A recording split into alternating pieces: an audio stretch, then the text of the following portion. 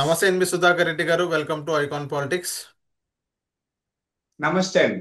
Yes sir, ఇప్పుడు ఆ, జగన్మోహన్ రెడ్డి గారు అక్కడ పల్నాడు వెళ్ళడం జరిగింది. పల్నాడు వెళ్ళిన తర్వాత అక్కడ అన్ఫార్చునేట్లీ జగన్మోహన్ రెడ్డి గారి వెహికల్ ఏదైతే ఉందో ఆ వెహికల్ కింద ఒక మనిషి అక్కడ పడడం జరిగింది. వెహికల్ డ్రైవర్ ఎవరైతే ఉన్నారో ఆయన కూడా ఆ, తొక్క తొక్కించారని చెప్పుకోవచ్చు. దగ్గర అంటే తల మీద ఎక్కలేదు, ఆ మనిషి రాబడింది.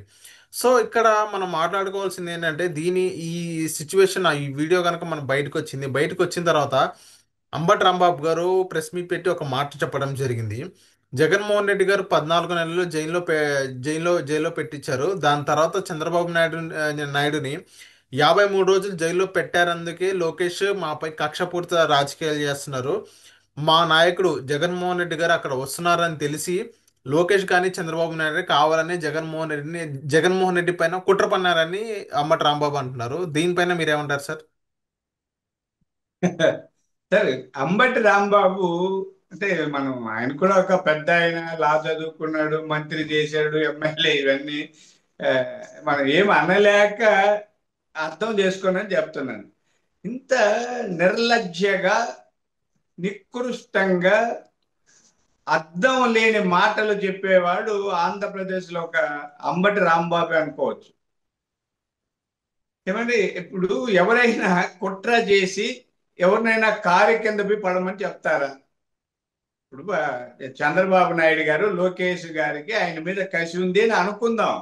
ఎవరినైనా మనుషులు పంపించి ఆమె కార్ల కింద కూడా తోసేస్తారా, పడేస్తారా? అది కుట్ర అంటే. ఆయన మనుషులు, ఆయన అభిమానులు ఆయన చేసుకుంటున్నారు. దీనికి చంద్రబాబు నాయుడు గారికి లోకేష్ గారికి ఏమి సంబంధం అండి? ఏమైనా ఉందా? అంబటి రాంబాబు గారు చెప్పే మాటలు బట్టనెత్తికి మోకాటికి ముడిపెట్టినట్టు ఉంటది. రెండింటికి వెంట్రుకోళ్ళ ఆయన ఎట్లా ముడేస్తాము అని అనుకుంటారు.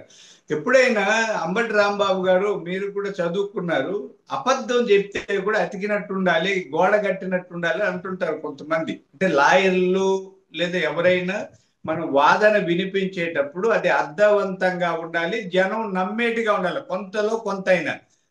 ఏమాత్రం సంబంధం లేకుండా ఏదో మాట్లాడేద్దామని ఆయన మాట్లాడుతున్నాడు. ఇందులో ఎవరికైనా చంద్రబాబు నాయుడు గారు, లోకేష్ గారికి కాదు, తెలుగుదేశం పార్టీకి కానీ, కూటమి ప్రభుత్వానికి కానీ, లేదా ఇతర పార్టీ జనసేన, బీజేపీ ఎవరికి ఏ సంబంధం లేదు. ఆ కార్యక్రమం వైఎస్ఆర్ పార్టీ వాళ్ళది, ప్రధానంగా జగన్మోహన్ రెడ్డి గారిది.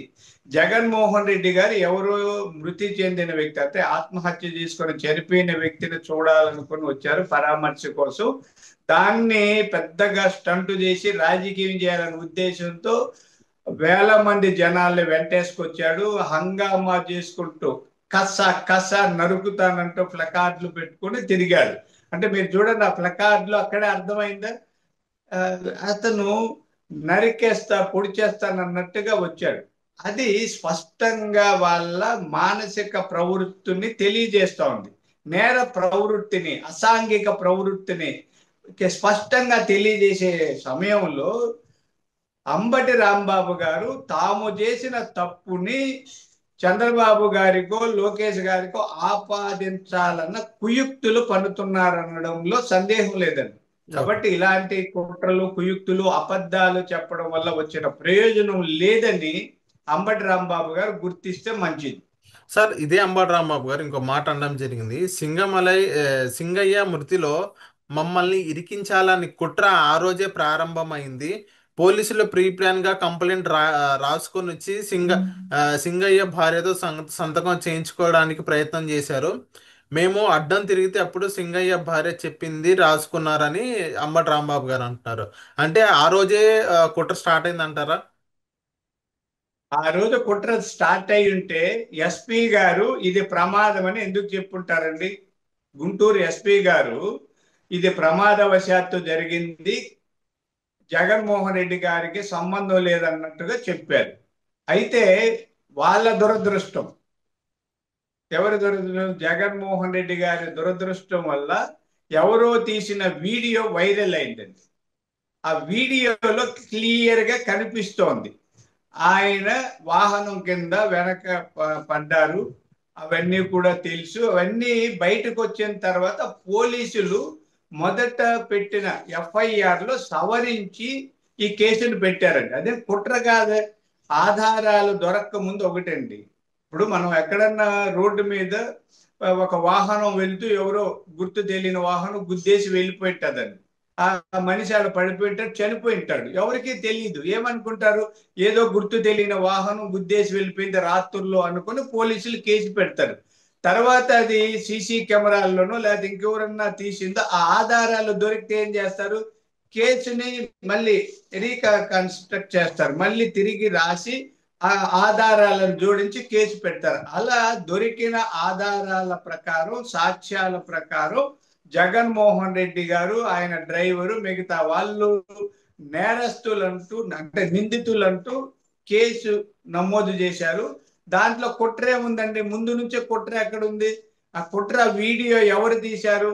వీడియో ఏమన్నా చంద్రబాబు గారు తీశారా లేకపోతే లోకేష్ గారు తీశారా? తీసినా కూడా వాస్తవమే కదా, వీళ్ళే తీసి, అంటే లాజిక్ కోసం చెప్తా, వాళ్ళేం తీయలేదు. కానీ ఎవరు తీసినా వాస్తవాలు బయట పెడితే కుట్ర. కాబట్టి అంబటి రాంబాబు గారు వితండవాది, అడ్డదిడ్డంగా మాట్లాడతాడు. వేలికేస్తే కాలికేస్తాడు, కాలికేస్తే వేలికేస్తాడు, ఇలా తిమ్మిని బమ్మిని చేసే ప్రయత్నాలు చేస్తారు. ఇట్లాంటి ఊకదంపుడు మాటల్ని ఎవరు పట్టించుకోరు. ఈ కేసు చాలా బలం అవుతుంది. జగన్మోహన్ రెడ్డి గారిని, మిగతా వాళ్ళని ఖచ్చితంగా అరెస్టు చేసి రిమాండ్కి పంపుతారు. Okay, okay. So thank you sir, మైకాన్ పాలిటిక్స్ వచ్చినందుకు.